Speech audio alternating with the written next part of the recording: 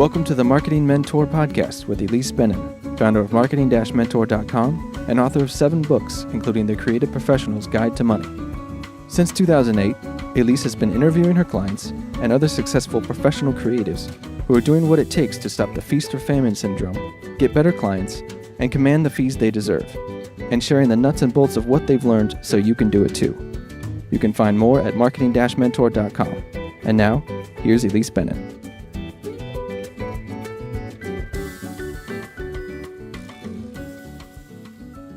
This is Ilise Benun of marketing-mentor.com, and I want to welcome you to my new audio article series where I am reading aloud some of the articles I've written over the years, which have been published online and in print, but will now be accessible to those who prefer to listen and learn, like me. This second one is from the self-promotion issue of How Magazine, September 2013. It's called A 4-Step Guide to Content Marketing. And this material applies to most creative services, not just designers and design firms. If you have questions you want to discuss regarding content marketing or anything else, I hope you will take advantage of the complimentary 30-minute mentoring session that I offer. And you can always sign up for that at marketing-mentor.com. Also, be sure to get on the list for quick tips from Marketing Mentor, which is my email newsletter. It's how I spread the word about discounts in the Marketing Mentor Toolbox, which is the online store, and share more information like this. A 4-step guide to content marketing. Have you noticed that it takes a lot more these days to get high-quality projects and clients with adequate budgets? One reason is increased competition, which means you now must do a lot more to stand out. Another reason is increased clutter. This makes standing out more of a challenge. Additionally, your clients are under more pressure than ever to deliver results, and they can't afford to take a risk when buying creative services. They must find a firm they can trust, and that trust is either transferred when you're recommended through word of mouth, which you can't control, or earned through marketing, which you can control. And of all the marketing tools you can use to position yours as the firm to be trusted, content marketing, educating your prospects rather than blatantly selling to them, is one of the most effective. Mark O'Brien, author of A Website That Works, says content is the currency of the modern marketing platform. Content marketing is creating educational content that's focused on the overlap between your expertise and your prospects' pain points. It's the fuel for attracting, informing, and engaging prospects no matter where they are in the buying cycle. Content marketing is also very challenging for most design firms. Questions abound, such as, what kind of content should you create? And once you have the ideas, how do you implement them? How much time is involved?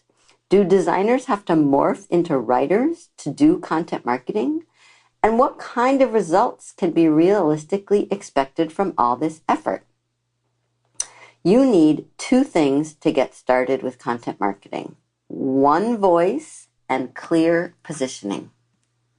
Stone Soup Creative, an Aurora, New York-based design firm, has both.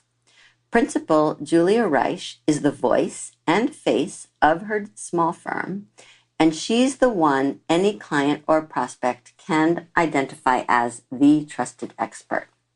She spends 25% of her time on business development, which includes content marketing, writing articles and blog posts, giving webinars, and speaking to groups.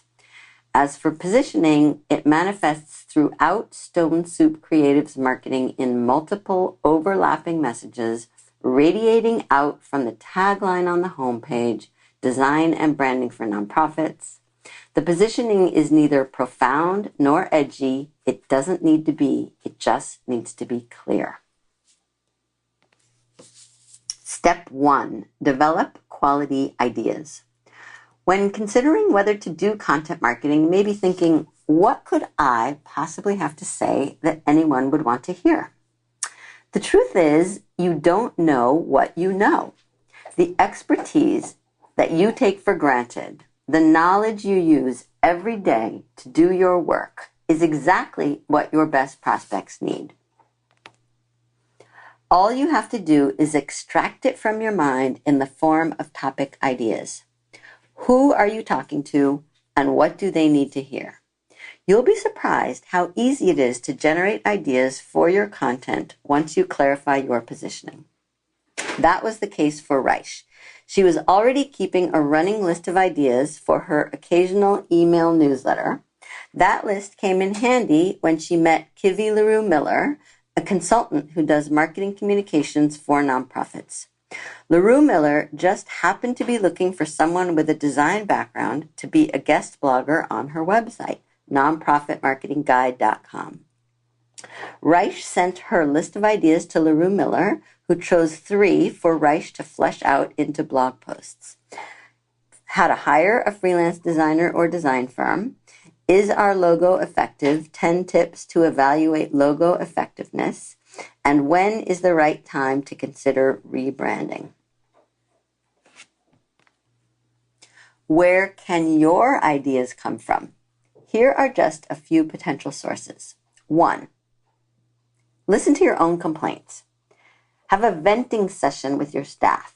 Get everyone ranting about what your clients ask for or do that doesn't make sense, like when a client asks you to design a Word document. Use your content marketing to explain what is and isn't possible, to show examples, to make your argument, and simultaneously demonstrate your expertise. 2. Listen to your opinions. It helps to have a point of view, strong opinions, and passion for your material. Content marketing is the perfect outlet to express them. The more provocative, the better. Listen to your market. 3. The local chapter of the Association for Fundraising Professionals asked Reich to present to their members on branding for fundraising success. What were they confused about? What were their pain points? When she asked for questions at the end of her presentation, she listened carefully and took note. One caveat. Quality is key when it comes to content. There is already too much content out there, but most of it is recycled or generic fluff. If you're going to use this marketing tool, you must do it right. Your content will stand out if it's high quality and relevant to a specific group of people or type of organization.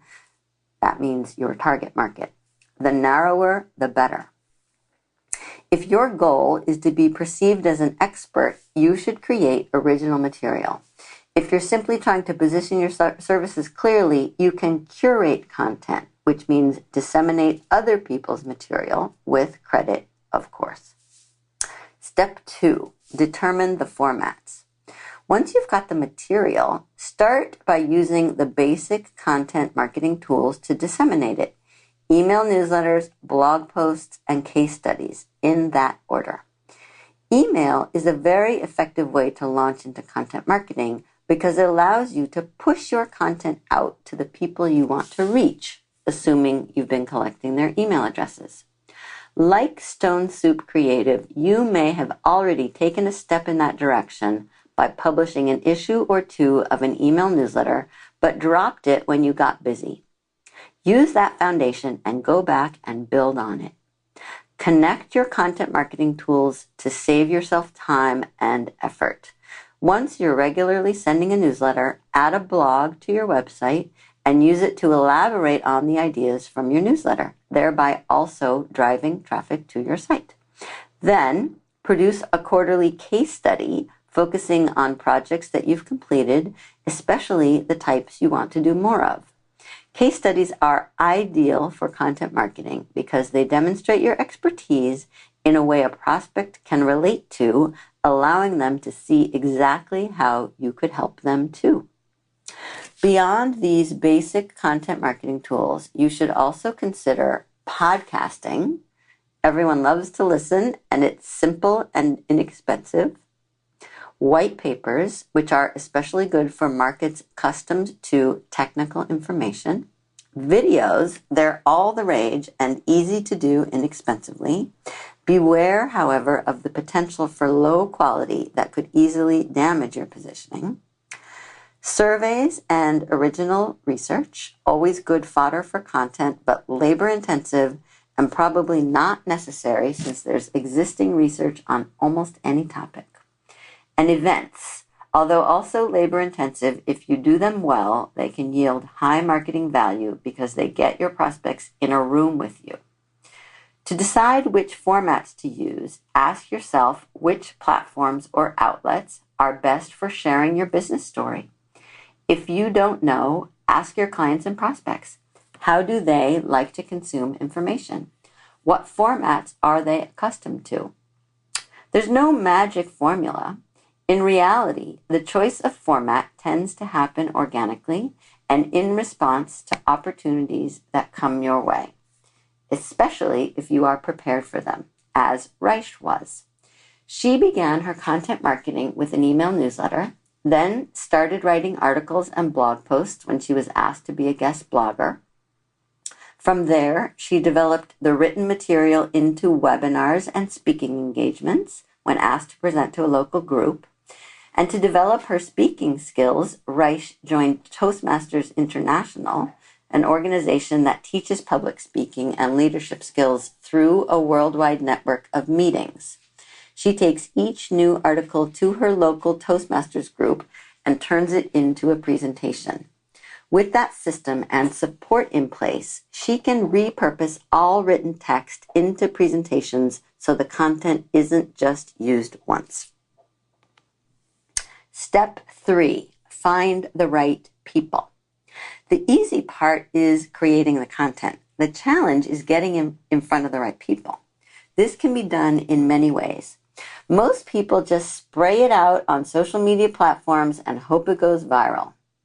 Some buy a mailing list of prospects from companies such as The List, which works well if you can get a list of the right people, those you're targeting.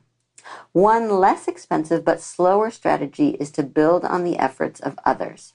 For example, instead of starting your own blog, find a blog that your prospects frequent and offer to be a guest blogger.